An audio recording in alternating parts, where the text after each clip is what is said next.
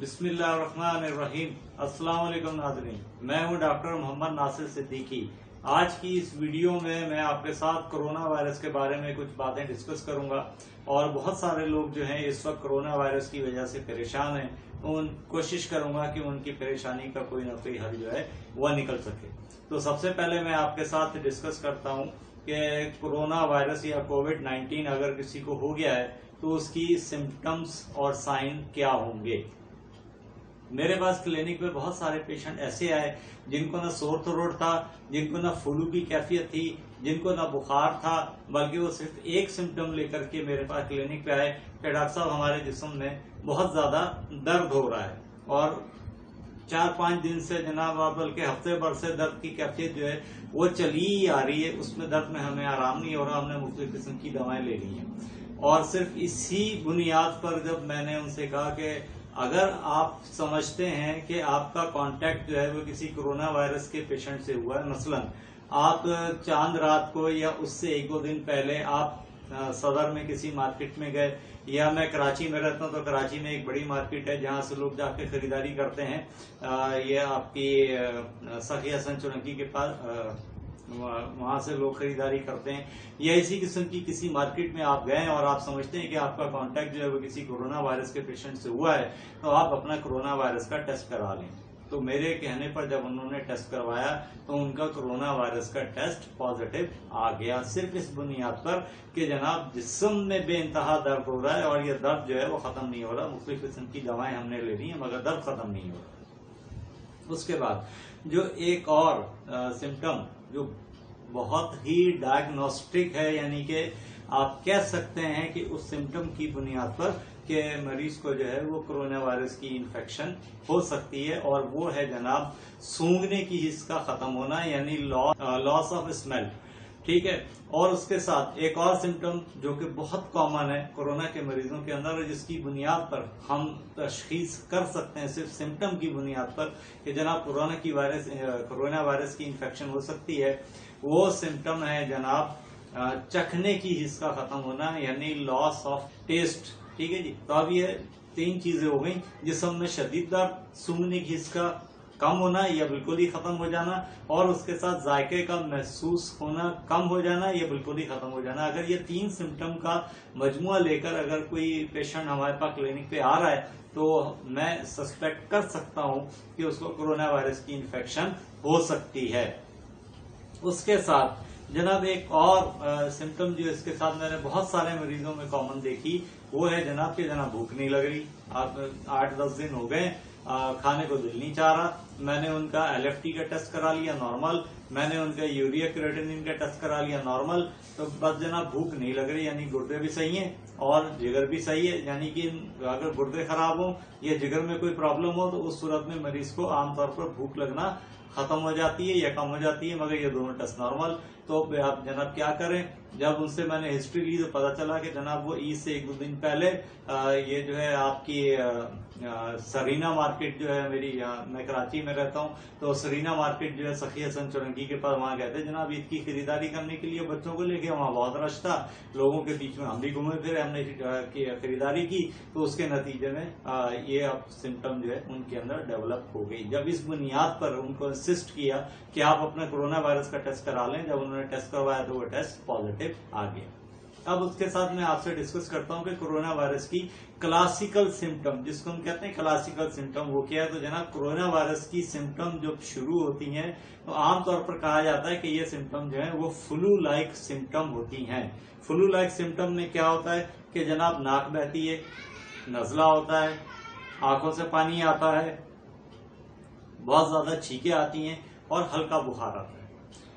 मगर जब इस पर तवज्जो नहीं दी जाती कि जनाब ये तो एक आम नजला जुकाम बुखार है, मगर हो रहा होता है कोरोना, और फिर जब ये सिम्टम बढ़ जाती हैं तो जनाब फिर आता है मरीज को बहुत शिद्दत का बुखार, तेज बुखार, यानी 102, 103, 104, बल्कि मेरी क्लिनिक पर कुछ पेशेंट 105 बुखार लेकर भी आए हैं। और तेज बुखार के साथ जनाब जिस्म में बेइंतहा दर्द और उसके साथ जनाब खुश्क खांसी, और जब उनके सीने की आवाज सुनी तो जनाब वो बलगम से भरे हुए। और जब उनको कहा कि आप अपना एक्सरे करा के ले आए, इस वक्त आपको एक एक्सरे जो है वो स्क्रीन पर नजर भी आ रहा है, पूरा सीना जो है वो बिल्कुल व्हाइट हुआ हुआ, यानी उनके फेफड़ों में बेइंतहा बलगम जो है वो भरी हुई है। और जब उनसे हिस्ट्री पूछी तो जनाब मार्केट में गए थे ईद से पहले या अपने किसी रिश्तेदार के घर में गए थे ईद से पहले, और जनाब उसके नतीजे में कोरोना जो है वो हो गया। ठीक है जी।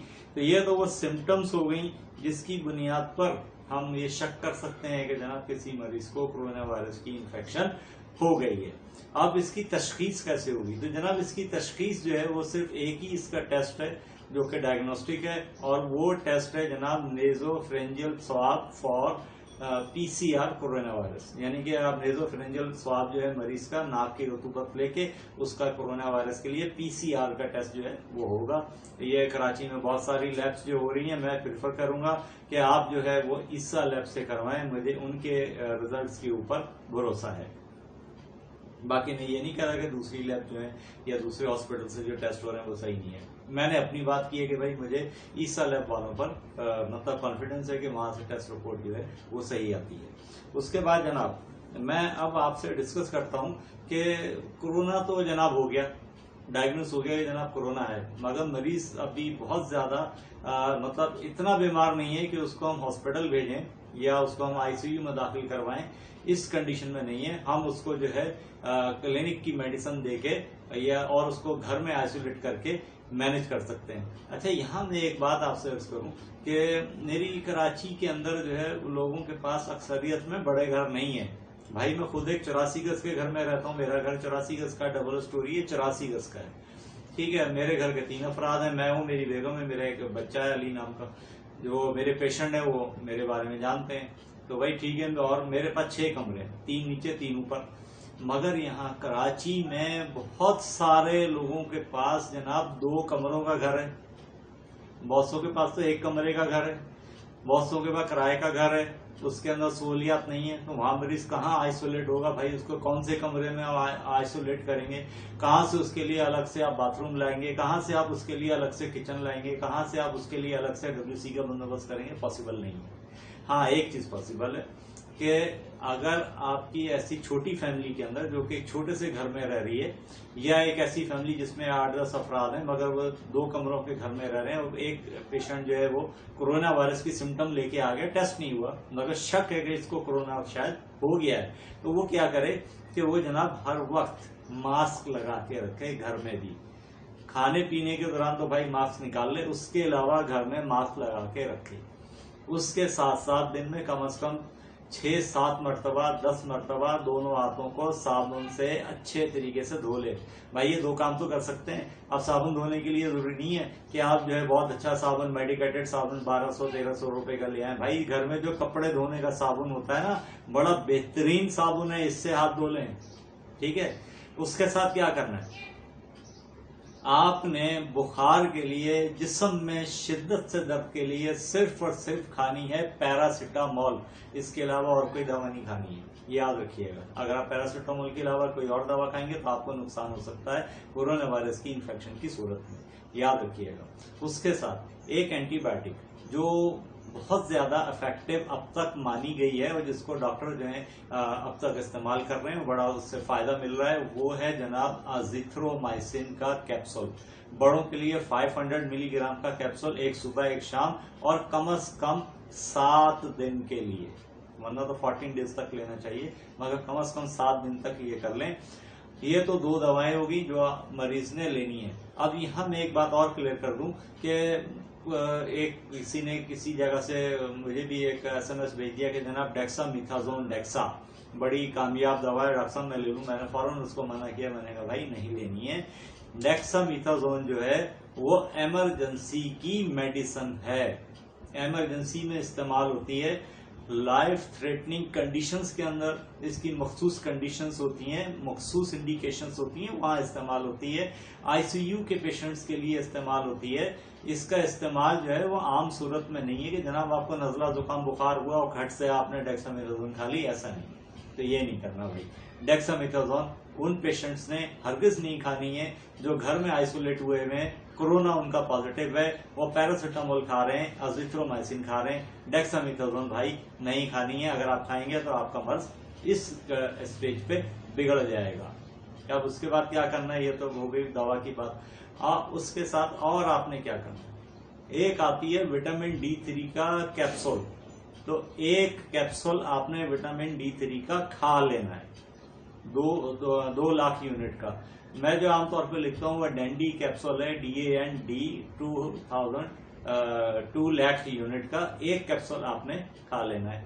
उसके साथ आपने एक टैबलेट आती है सर्वेक्स जेड नाम से, सर्वेक्स जेड की एक गोली आपने रोजाना खानी है और 14 डेज कम से कम आपने लेनी है। तो ये तो हो गई आपकी दवाएं। अब उसके साथ आपने क्या करना है वो मैं आपको बताता हूं। आपने रोजाना 3 फल मुख्तलिफ किस्म के 3 मुख्तलिफ वक्त में खाने ही खाने।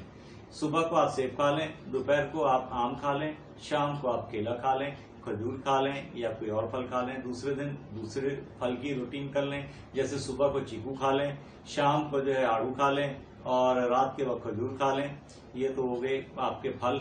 उसके साथ आपने मुर्गी के गोश्त का सूप बनाना है और मुर्गी जो है वो देसी होनी चाहिए, फार्मी या ब्रायलर मुर्गी नहीं होनी चाहिए। अगर ब्रायलर मुर्गी है तो भाई बराए मेहरबानी आप ना खाएं तो ज्यादा बेहतर है। गाय का गोश्त, बकरे का गोश्त ये आपने नहीं खाना है। आपने देसी मुर्गी का सूप बनाकर या उसका हल्के मिर्च मसाले का सालन बनाकर आपने वो खाना है। आप दोपहर को और रात को आप खा सकते हैं। उसके साथ साथ जो हमारे माशरे के अंदर बहुत सारे गरीब लोग हैं जो कि देसी मुर्गी को अफोर्ड नहीं कर सकते, तो भाई वो क्या करें। भाई आपके घर में 4-5 किस्म की दालें होती हैं। मूंग की दाल होती है, मसूर की दाल होती है, चने की दाल होती है, माश की दाल होती है, उड़द की दाल होती है, एक हरी मूंग की दाल होती है। ये सारी दालें आप थोड़ी थोड़ी ले लें और इसको दलिए के तौर पर पका लें। ठीक है, हल्के मिर्च मसाले के साथ दलिए के तौर पर पका लें।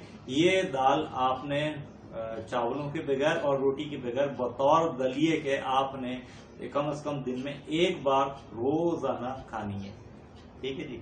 इसके साथ आपने 1 लीटर वाली पानी की बोतल लेनी है, खाली बोतल पे आपके पास यकीनन होगी घर में 1-1.5 लीटर की, और उसमें डालना है आपने 1 ORS का पैकेट और उसमें पानी डाल के उसको आप तैयार कर लेना है। और 1 बोतल ORS की रोजाना आपने पीनी है। ठीक है जी। उसके साथ आपने हो सके तो 5 मिनट के लिए, या जो आजकल धूप पड़ रही है सुबह से 9 से 11 बजे तक की, इसके दरमियान सिर्फ 5 मिनट के लिए कोई दूसरे कलर के कपड़े पहनकर, काले रंग के कपड़े नहीं पहनने, सफेद पहन लें या जैसे मैंने पहना हुआ ब्लू कलर का इस कलर का कोई कपड़ा पहन लें और वो पहन के 1 से 2 मिनट के लिए आप धूप में चले जाएं और वापस आ जाएं। ठीक है भाई, ये तो हो सकता है ना। तो ऐसे पेशेंट जिनको घर में आइसोलेट होने की सहूलत मुयसर नहीं है, उन्होंने क्या करना है, मैंने पूरी तफसील आपको बता दी कि उन्होंने पैरासीटामोल की बुखार के लिए टैबलेट खानी है। अगर बुखार नहीं है तो पैरासीटामोल नहीं लेनी है। अगर और इसके साथ अजिथ्रोमाइसिन जो है 500 मिलीग्राम का कैप्सूल एक सुबह खाना है, एक शाम खाना है। ये बड़ों के लिए, जो बड़े पेशेंट है मतलब 15 साल से लेके उससे बड़ी उम्र के जो पेशेंट है वो ये करेंगे। बच्चों के लिए इसका सिरप आता है, उनकी बॉडी वेट के हिसाब से वो अपने डॉक्टर से मशवरा करके कि भाई ये कितना लेना है, वो 200 मिलीग्राम पर 5 ml का कैप्सूल सिरप आता है एजिथ्रोमाइसिन का, मुख्तलिफ नामों से आता है। वो आप अपने डॉक्टर से मशवरा करके बॉडी वेट के हिसाब से बच्चे के लिए लिखवा लें और वो उसको एक दफा सुबह दे दें, एक दफा शाम दे दें। कम से कम 7 दिन तक आपने देना। 2 बातें हो गई। तीसरा, 1 विटामिन D3 का कैप्सूल खाना है 2 लाख यूनिट का। 3 बातें हो गई। चौथा, आपने सर्वेक्स जेड की एक टैबलेट रोजाना खानी है। 4 बातें हो गई। उसके साथ आपने मुर्गी का, अगर आपको देसी मुर्गी अगर आप ले सकते हैं, अफोर्ड कर सकते हैं, तो देसी मुर्गी का सूप आपने सुबह शाम पीना है। उसकी बोटी भी आप साथ में खा सकते हैं। चावल आपने उबले हुए खाने हैं।